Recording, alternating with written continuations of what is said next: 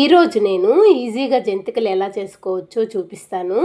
అందుకోసం ఒక గిన్నెలో మనం 4 కప్పుల బియ్యం పిండిని తీసుకోవాలి. అలాగే 2 టేబుల్ స్పూన్ల శనగపిండిని తీసుకోవాలి. ఇందులో కొంచెం కారం వేసుకుందాం. అలాగే కొంచెం పసుపు వేసుకుంటున్నాను.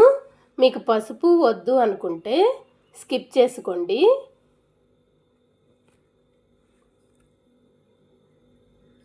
అలాగే తగినంత ఉప్పును వేసుకోవాలి.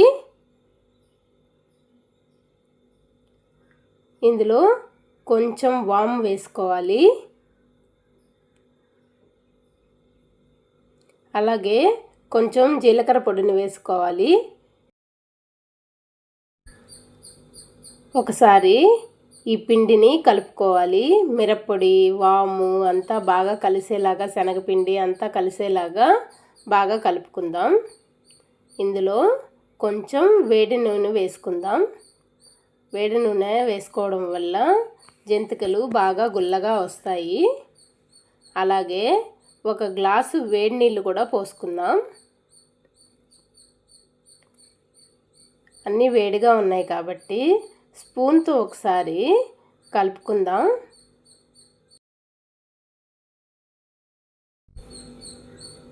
వేడి చల్లారిన తర్వాత మనం ఇలా చేతితో కలుపుకుందాం. చూసారా, పట్టుకుంటే ఇలా ముద్దలాగా వచ్చింది. ఇప్పుడు దీంట్లో మనం కొద్దిగా వాటర్ వేసుకుందాం. ఇప్పుడు ఇందులో కొంచెం నీళ్లు పోసుకుంటూ ముద్దలాగా కలుపుకుందాం. కొంచెంగా నీళ్లు పోసుకుందాం. సరిపడినన్ని ఒకేసారి పోసుకుంటే నీళ్ళు ఎక్కువైపోతాయి.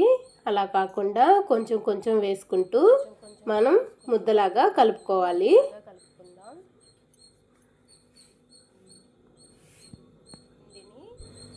ఇప్పుడు మనం కలుపుకున్న ఈ ముద్దని పక్కన పెట్టుకోవాలి.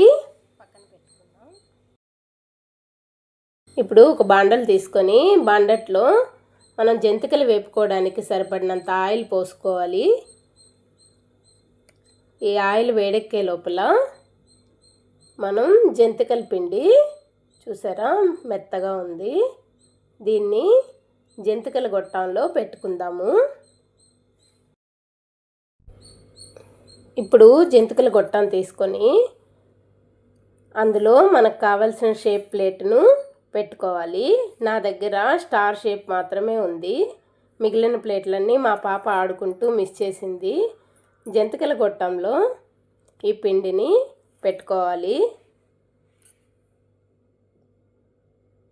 ఇలా పెట్టుకున్న తర్వాత మనం మూత పెట్టేసుకుందాం.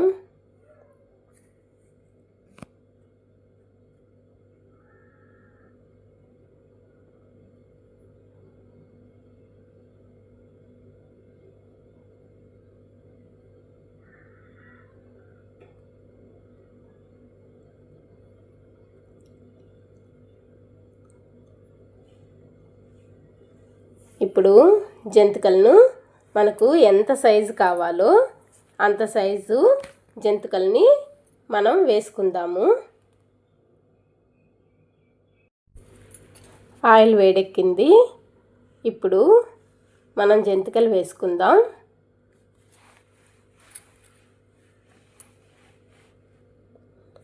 అందుకోసం నేను దీనిపైన మామూలుగా ఫ్రై చేసినవి తీసుకుంటారు కదా, దానిపైన వేసుకుంటున్నాను. సైజు మనకు చిన్నగా వస్తే పిల్లలు తినడానికి ఈజీగా ఉంటుందని నేను ఇలా చిన్న సైజు వేసుకుంటున్నాను.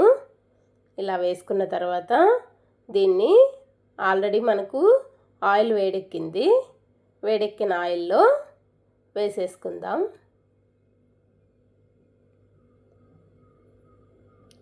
ఇలా ఒక్కొక్కటిగా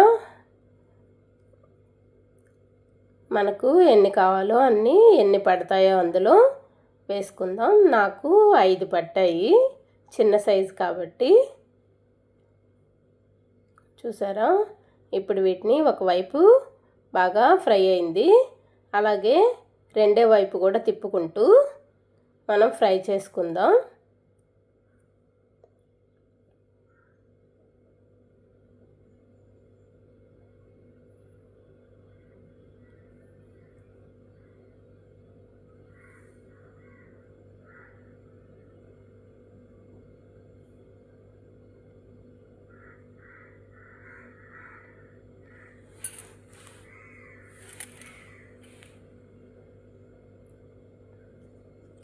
జంతికలు బాగా ఫ్రై అయ్యాయి. ఇప్పుడు వీటిని మనం తీసి పక్కన పెట్టేసుకుందాం. అలాగే మన దగ్గర ఎంత పిండి ఉందో అంత పిండిని మళ్ళీ ఇలాగే వేసుకుందాం.